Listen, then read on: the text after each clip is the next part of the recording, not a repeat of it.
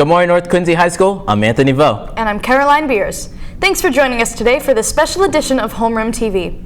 Before we dive into our top stories, let's take a quick look at the weather. Spring has definitely sprung here in Quincy. You can feel it in the air. Temps will be in the 50s and 60s throughout the week with mostly sunshine. More on that later on.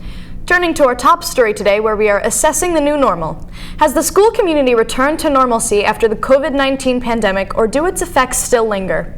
We'll explore how students and staff are adjusting to changes and adapting to the post-pandemic period. Let's hand it over to reporter Brian Wallach for more. Let's take a trip back to 2020. The COVID pandemic was in full swing, and one of the places that was most affected by this was our school system, and more importantly, the students and staff at all our schools. So this brings the question, do you think we're back to normal, or are there still some effects lingering from the pandemic? Students have had a lot of mixed opinions. Delaney, for example, says she enjoys going in only twice a week opposed to 5 days. What was your remote learning experience like? It was fine. I like to have slow days, and I liked when it was asynchronous, so we went in and had remote days. Yeah. On the contrary, Ella did not like it at all and preferred just staying at home. I didn't like it. I didn't learn anything, and I hated all my teachers. See, now from a teacher's perspective, they can really have a similar outlook on how we saw COVID. Honestly, it was really challenging, trying to learn how to teach online and trying to keep kids engaged online. It was a hard time. The last thing we asked was if the effects of the pandemic were over, or is there still some lingering effects? I think we are. I feel I wish there were some lingering effects because it was a lot easier to get through school those days, but I feel we're back to normal. All right. I think we're mostly back to normal. It's just the fact that some people still wear masks and stuff. I don't think we're completely back to normal yet. I feel we're on our way, but I've still seen a lot of maybe social anxiety and a lot of immaturity when kids missed out on social time in school. Well, there you have it. As you see, people are in the air still of whether or not we're back to normal. But I think that brings the question of maybe we'll never go back to normal. What do I know? I'm Brian Wallowitz. Back to you, Anthony and Caroline. Thanks, Brian. I have to say, it definitely feels like the pandemic never happened. What do you think? I don't know. Even though we are in the thick of it still, some things just don't feel the same as before. The pandemic did take a toll on many people's employment. Speaking of employment, students were recently given the opportunity to meet with local businesses. Kenny Kwan has more on that. North Quincy recently hosted their second job fair. Here we feature event organizer Lucy Spellman, who talks about the purpose of the fair. To expose students to different opportunities and allow them perhaps to kind of meet the people behind the scenes, fill out applications, and look for, potential career pathways as well. Many local businesses represented various industries, giving students more options to choose from. A lot of customer service work, helping out passengers and customers in the city, helping them experience Boston in a different way. Becoming a doctor, a nurse, a PA, down that level of service, starting at an EMT or a paramedic is a great place to start. They had a great turnout this year, and hopefully students were able to secure some summer jobs. In other important Quincy news, the Q&Q Jazz Band has been having an amazing year. I spoke to a few members of the band about the recent accomplishments.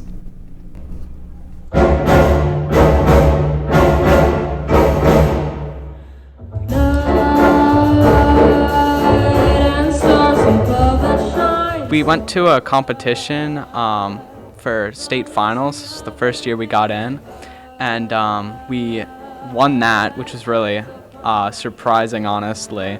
But what that means now is on May 5th, we get to go to the Hat Shell in Boston on the Esplanade, and we get to perform with 9 other bands from across the state, which basically means we're top 10 in the state.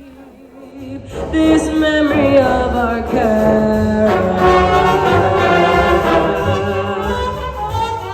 Congrats to the band on all the recent wins. Hopefully we can keep the wins coming with our spring sports teams at North Quincy. Our sports reporter, Joe Linsky, caught up with one of the NQHS baseball team coaches about what we can expect from the team this season. That's right, Caroline. We talked to Mr. Card about the upcoming baseball season. Let's see what he says about it. How I think they're going to do, I don't know. I'm thinking Ryan Wirtz probably lead the league in strikeouts, hit $150. It's really exciting to see those guys get up there and succeed. it's a young team this year. A lot of sophomores, a lot of juniors on that team getting their first shot. First win last night against Pembroke. Adams is a really beautiful field. The high school field that I played on growing up was terrible. I feel like you guys don't appreciate how nice it is to play at Adams, so please go out and support them. It's a really cool thing to do. It's like go catch a night game at Adams, see our team play under the lights. It's something that not every high school kid has, is a chance to play under the lights like that. So make sure you go support the baseball team. It is an exciting sport. Well, we're wishing the baseball team luck this season. Back to you guys at the desk. And we're wishing all the other spring sports good luck as well as they begin their seasons. The start of spring not only brings good weather, but also some unwanted returning residents of Quincy. That's right. The Pipping Plovers are back on Wollaston Beach. Matt Bowes is on the scene with more. This is a good way to tell that the good weather is coming back here in Quincy. Several beaches here in Massachusetts have a lot of portions of their beach closed off due to these piping plover birds coming back around with the good weather. In this large area of Wollaston Beach, there are also several portions of Wollaston Beach that are also blocked off. Some beachgoers are not happy with sharing their space. I think keeping the animals safe and the beach clean is much more important than just a beach day. Piping plovers are listed as threatened by the state of Massachusetts, and this mechanism started all the way back in the 1980s. Back in 1986, there were only about 100, if even that, piping plover birds. Now there are over 1,400 in Massachusetts. I can see why people might not like it, but it's just much better for the environment. I'm Matt Bowes, reporting from Wollaston Beach. Thanks, Matt. Hopefully the birds finish their business soon and can take flight before beach season kicks in. Agreed. I understand why we need to protect them, but couldn't they do their nesting during the winter? Moving on. There was a gaming convention that was in the area recently. Could you tell us a bit about that, Anthony? For sure. That's right. Gamers worldwide came together in Boston to celebrate gaming at PAX East. Big companies showcased their latest games with tournaments hosted for anyone who wants to prove their skills. PAX East is held once per year, so gamers always put this on their schedule every year. And you were actually a part of the convention this year, is that right? I was. It's always a fun couple of days meeting people from the online world. My good friend Brian Wallace was also awarded a gold medal for his victory in his Gang Beast tournament. That's great. Sounds like a fun time. Congrats, Brian. Well, that's going to do it for this special edition of Homeroom TV. Thank you for joining us. Go out and enjoy that spring weather. I'm Caroline Beers. And I'm Anthony Vo, and we hope you have a great day, and we'll see you next time.